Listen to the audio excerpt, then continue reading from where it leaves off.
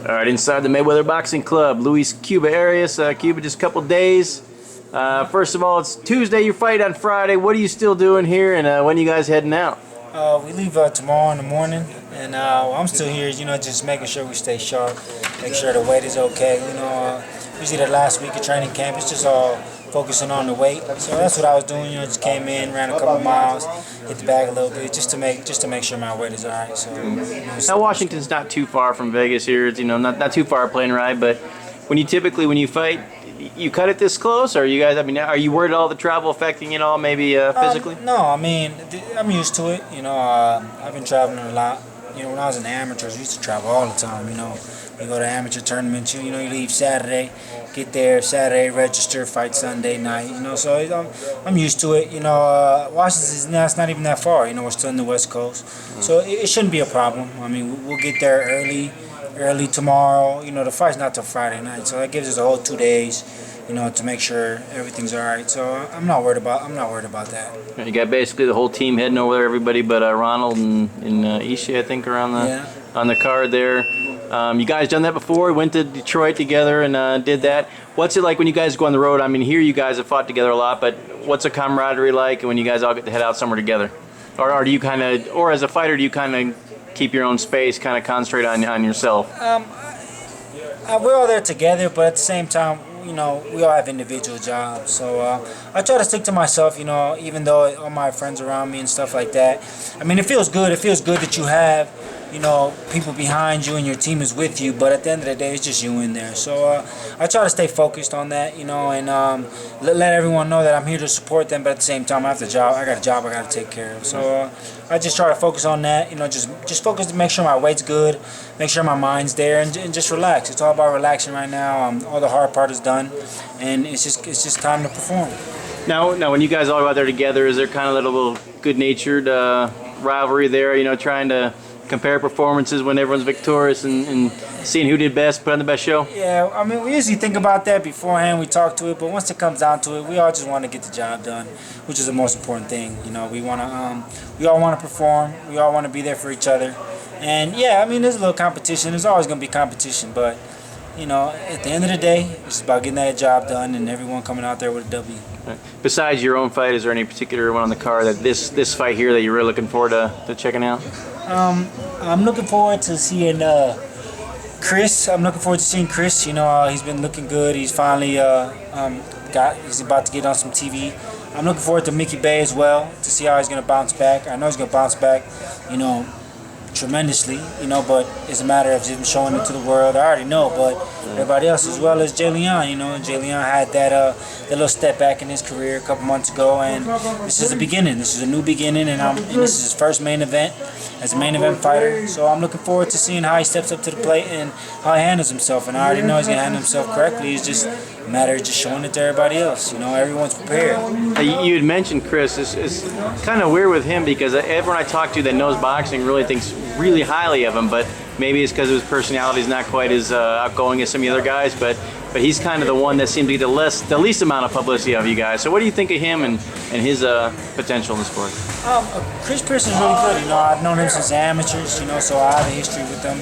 And he's a really good boxer, fundamentally sound. He knows how to throw his punches. He's an exciting southpaw. I guess, yeah, he kind of stays to himself a little bit. He lives in Ohio. Most of us live in Vegas, so he has his own space, but he found his own identity inside the money team and inside everything else, and he just does what he does best and what he likes to do. So but I think he's going to be I think he has the potential to be a world champion as long as he can continue to put the hard work in. And, this is it. This is another stage for him. This is a big opportunity for him, to shine under the lights.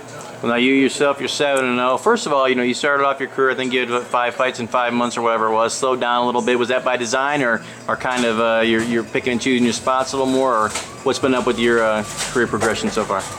Well, I'll be 8-0 this year. That'll give me 8 fights in a year. It's just a matter of some of those fights just happen to be back-to-back like that. When I fought those 3 times in that 1 month, I was lucky enough for them to be 3 cards where I was able to do that. But now we're starting to step up the round, so we're starting to get tougher opponents.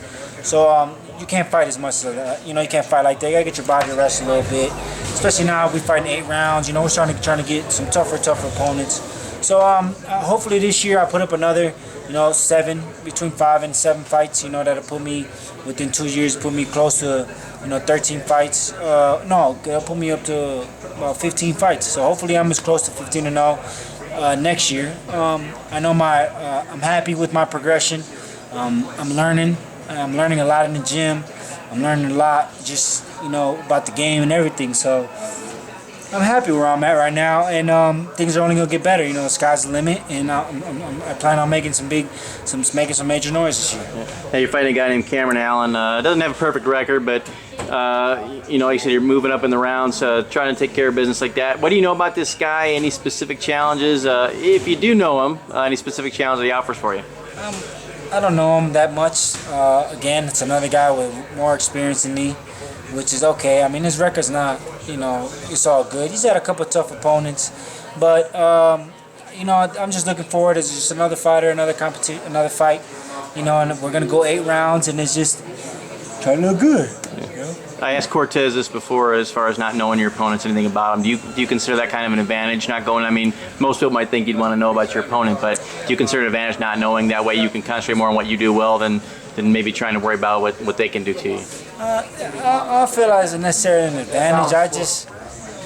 this is something I'm used to. You know what I'm saying? Like in the amateurs, you don't know who. You know, you go to a tournament, fight 5, 6 times, and you don't know who you're fighting. You don't know what the guy's name. There's only a handful of people that you actually know. But for the most part, you don't know who you're fighting. So,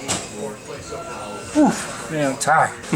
But you know, it's just staying focused. You know, I know what I bring to the table, and there's nothing that my opponent can bring to the table that I haven't seen already. So I'm not worried about it. And just last thing, you know, we've talked about this before, but you know, being in a gym like this where there's so many talented people, especially, you know, in and around your weight class, what kind of advantages for an up-and-coming fighter does that give you when you can get in there from anyone from you know, an up-and-coming guy like you know, Chris Pearson or you know, Linnell up to you know, world champions level type fighters with Ishe and you know, people like that? Yeah, I think it's a great thing. You know, it helps me out a lot. You know, I learn a lot. You know, that's what I mean, that I have a lot of experience, because the type of people I'm around, the type of things I'm picking up on in the gym, the type of experience I'm gaining in the gym. So it's definitely a positive thing, you know, and it's something that helps my career, and all will help my career. You know, a lot of people have trouble finding good sparring, good work, good coaches, and all that, and I have all that in one gym. So it's a blessing. It's really a blessing, and it's helped me a lot, and it'll help anybody, really. Okay. And just when you're sparring here, who's the one guy that you really get geared up for? Who's, you know, when you know you're going to be facing him, it's going to be a war? Me and Jay. You and Jay? Me and Jay. See, me and Jay were in the same weight class when we were in the amateurs too. So we're somewhat a little rivalry. You know, a lot of people always wanted to see us fight. You know, we always had, you know, two very exciting styles, kind of, you know, that once you put them together, it'll be good fight. So every time me and Jay go to work, you know, even though we're real good friends, you know, it's work time. So we always put in tough work, and we always split some leather. All right, well, I lied. I'm gonna have one more question since it's something you said there. You know, it seems almost inevitable at some point that maybe paths are gonna cross with you guys. Would you possibly entertain fighting one of these guys at some point down the career? I mean, you know, I'll be, like I said, being around the same weight classes, you know, you might stand in each other's way at some point. Is that something you'd entertain? Yeah, I mean, this is how I feel. Like, if one of them has a belt, and that's the only belt that I can get is by me fighting them, then we gotta do what we gotta do. You know, at the end of the day, this is a business. You know, when we're fighting in there, it's just you. It's you and your team. You know, it's all the friendship goes out the door, all the friends, all that has nothing to do with it. So if it happens to, you know, come across, you know, the numbers are all good, it's a necessity for my career or their career, then that's just what we have to do. You know, I have no problem doing that. You know, I'm well aware that that's a possibility in the future, and you know, so and if it has to be that, then it has to be. You know, we're in a business. This is a business, and that's how we got to look at it first. It's a business, and then everything else is second. All right, well, first things first, we have you this weekend, Friday night on the ShoBox card. All TMT's going to be there, including that guy there, Mr. Bellows.